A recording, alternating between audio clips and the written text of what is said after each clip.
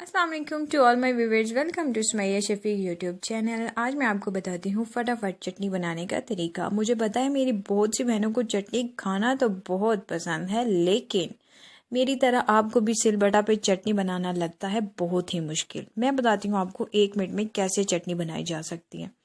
फ़र्ज़ कर लें आपके घर पे खाने के टाइम पे आ गए हैं मेहमान और आपके पास मीट बनाने का टाइम नहीं है और आपने बनाई हुई है कोई दाल या सब्ज़ी। आपने परेशान बिल्कुल भी नहीं होना और जल्दी से बना लेनी है चटनी। अब स्टार्ट करते हैं रेसिपी।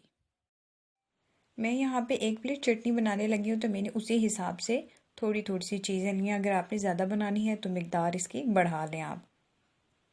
मैंने यहाँ पे लिए हैं 2 टमाटर, एक छोटा सा पीस जो है लहसुन का। लहसुन आपने ज़रूर ऐड करना है, बहुत ज़्यादा नहीं ऐड करना वरना उससे चटनी का टेस्ट ख़राब हो जाएगा, लेकिन आपने इसको ऐड ज़रूर करना है। इससे दिल की बीमारियां भी ख़त्म होती हैं और भी इसके बहुत सारे फ़ायदे हैं। उसके बाद मैंने इसमें डाला है थोड़ा सा धनिया और पुदीना, और मैंने डाली है 1 मिर्च, क्योंकि मुझे मिर्चें ज़्यादा तेज़ जो है वो पसंद नहीं है। अगर आप अपने बंजर दिमाग में हरियाली लाना चाहते हैं तो आप 2 ग्रीन मिर्चें भी डाल सकते हैं। उसके अलावा हमें चाहिए हाफ़ लेमन। प्याज आपने डालनी है आधी, ज़्यादा प्याज नहीं, आपने पूरा नहीं डालना वरना आपका मुंह फूल जाएगा, ठीक है। अब लेमन के अलावा मैं सब कुछ डालने लगी हूँ ग्राइंडर में।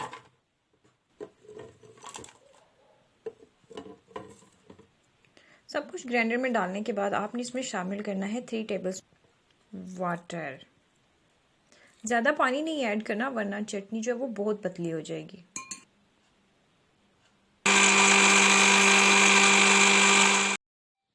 ये देखें जी, मेरी चटनी हो गई है तैयार।